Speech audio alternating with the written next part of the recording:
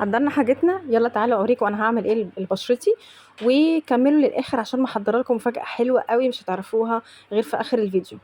انا قررت اعمل رحله كده لتدليع بشرتي بعد ما عملت تقشير وشلت الطبقه المأكسده والتصبغات اللي كانت موجوده في بشرتي. قلت اكمل ومش هقدر اكمل بتقشير تاني، فقلت اعمل جلسات تانية. تعالوا نشوف ايه الجلسات اللي انا هعملها عشان اشيل الفاين رينكلز والتجاعيد ومن غير فيلر.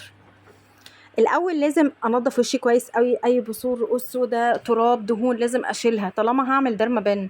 خلاص انتوا كده عرفتوا ايه الديرما. بتفتح التشانلز او مايكرو تشانلز، قنوات كده بسيطه عشان الماده اللي انا هحطها تمتص جوه البشره.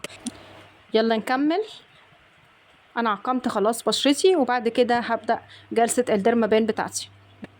هستخدم النهارده سيرم فيتامين سي بتاع شركه هارموني، وهستخدم كمان سيرم الهايلورونيك بتاعهم، وده مش زي اللي احنا بنستخدمه في البيت، ده تركيزه اعلى بكتير، وكمان طريقه التصنيع بتاعته مختلفه عن الهوم يوز اللي احنا بنستخدمه في البيت.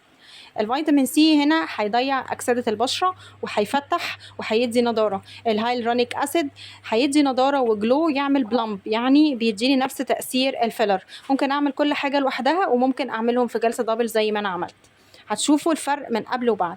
المفاجأة بقى اللي انا محضرها لكم في الفيديو ده، ان اكتر واحدة هتعمل منشن وشير هكسبها الجلسة دي فري في العيادة، توتالي فري لاكتر حد هيعمل منشن وشير. ولو حد موجود بره اسكندرية هبعت له ديرمارول وهبعت له سيرم شيت ماسك يعمل بيه الجلسة في البيت. 2 هيكسبوا من الانستجرام، 2 هيكسبوا من التيك توك، و2 هيكسبوا من الفيسبوك. يلا اشتركوا دلوقتي، المسابقة شروطها بسيطة جدا، بس اهم حاجة كمان تبقوا عاملين فولو للصفحة. بحبكم جدا.